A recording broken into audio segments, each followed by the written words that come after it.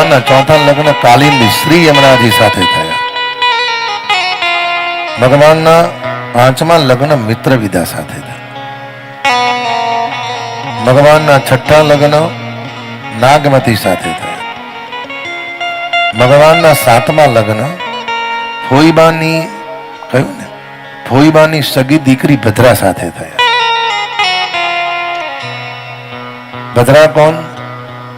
શિશુપાલની બેન. અને શિશુપાલનો જ્યારે જન્મ થયો ત્યારે 4 હાથ હતા.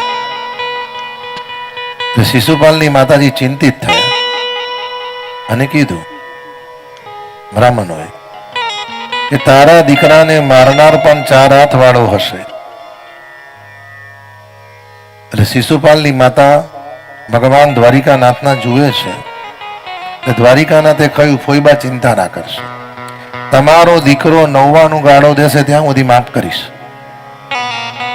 અને 100મી ગાળ દેશે પછી મારો લોહીનો સંબંધ છે તોય મારો હિસાબ કરી નાખીશ.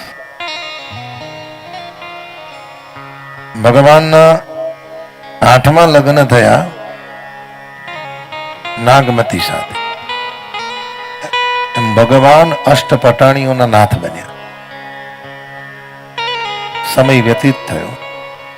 આ બાજુ પ્રભુને સમાચાર મળ્યા છે કે ભૌમાસુરે 16,000 દીકરીઓને કેદ કરી છે.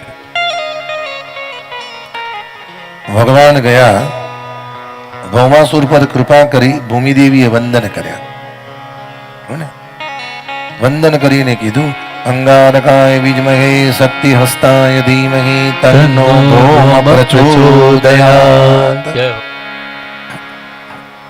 કરુણા થઈ અને ભૂમિદેવીએ વંદન કર્યા. 16,000 દીકરીઓને મુક્ત કરી. બધી દીકરીઓ કહેવા મળી કૃપાના તમારું પાણી કોઈ ગ્રહણ નહીં કરે. અને વર્ષો પહેલા એવું હતું સાહેબ, તમારી દીકરી પાડોશમાં ગઈ હોય ને કદાચ કોઈક એવું જોઈ ગયું હોય અને ગામમાં ખોટી વાતો કરે તો એ દીકરીનો હાથ ના પકડે. ભગવાને કરુણા કરી 16,000 દીકરીઓનું ભગવાને પાણી ગ્રહણ કર્યું. આ 16,000 દીકરીઓ કોણ? ગત જન્મની ઇન્દ્રના દરબારની અપ્સરાઓ હતી.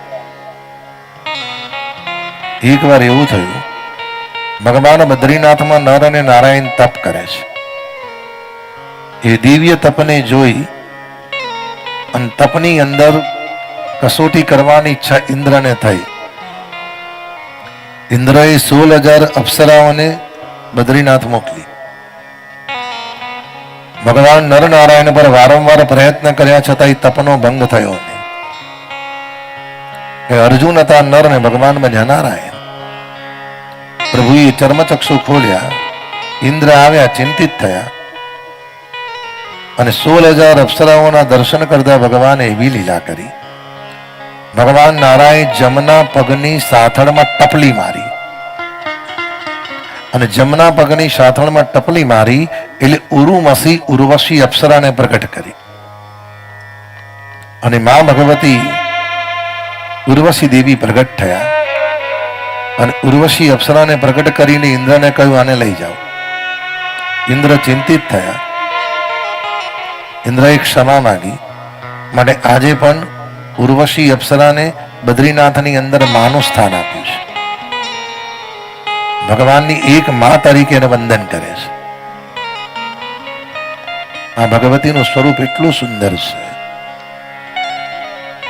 અને આ સ્વરૂપ એટલું સુંદર લાગે, એટલું સુંદર લાગે.